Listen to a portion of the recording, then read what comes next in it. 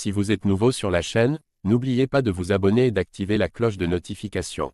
On commence.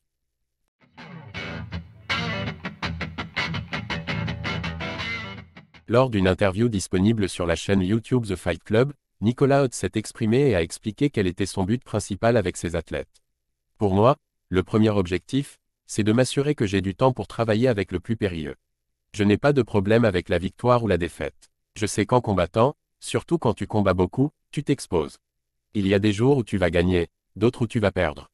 Je veux pouvoir assumer une victoire comme une défaite. C'est-à-dire qu'on y va à 100%, ensemble. Le jour du combat, que tu gagnes ou que tu perdes, on aura donné 100% de ce qu'on pouvait faire. Pour ça, il faut qu'on passe du temps ensemble. Si on passe du temps ensemble, on y va, on va performer. Mon objectif à long terme c'est de faire en sorte que les athlètes que j'entraîne, comme Delphine Benouesh, Jorik Montagnac, aient la possibilité de rentrer à l'UFC. Des athlètes comme Wissem, peut-être, on ne sait pas. En même temps, je veux que les athlètes que j'ai déjà à l'UFC aillent le plus loin possible. Le plus loin, c'est la ceinture. Dans cette vision, j'ai aussi plein d'objectifs à court terme. Ces objectifs me fascinent. C'est-à-dire que là, j'ai un cycle que je vais faire avec Nassourdine dans les mois à venir.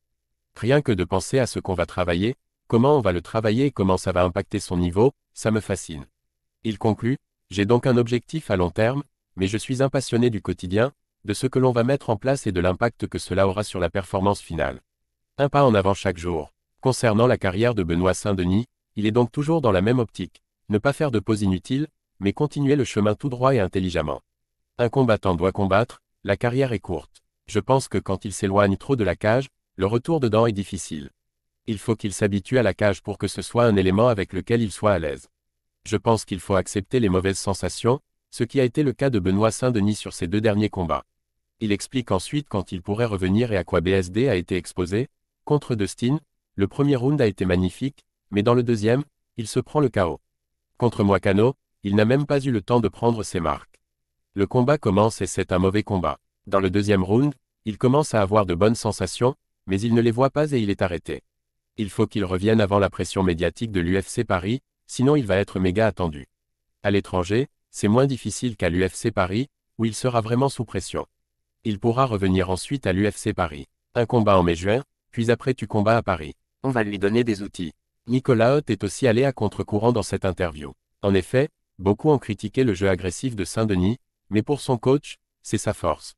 Pour moi, une erreur qu'ils ont commise, c'est que les gens ont dit qu'il était trop agressif, qu'il allait trop vers l'avant, trop bagarreur. Non, c'est sa force. Tu ne peux pas lui enlever ça. Le mec gagne ses combats grâce à ça. Tu ne peux pas lui enlever ce qui fait qu'il gagne les combats, mais tu peux enlever ce qui fait qu'il perd. Il gagne avec cette force, mais il perd à cause d'une mauvaise gestion de la distance ou autre. On va lui donner des outils. C'est l'histoire de la chaîne IFI. Quand tu achètes une nouvelle, tout le monde te dit que le son est trop fort, alors tu le règles, puis c'est trop bas. Ensuite, tu refais un réglage et tu trouves le juste milieu. Il avait mis le son tellement fort contre Dustin qu'il l'a mis trop bas ensuite. Aujourd'hui, il saura ce qu'est le juste milieu. Pour moi, il doit garder cette agressivité, mais avoir des outils pour gérer quand il est fatigué.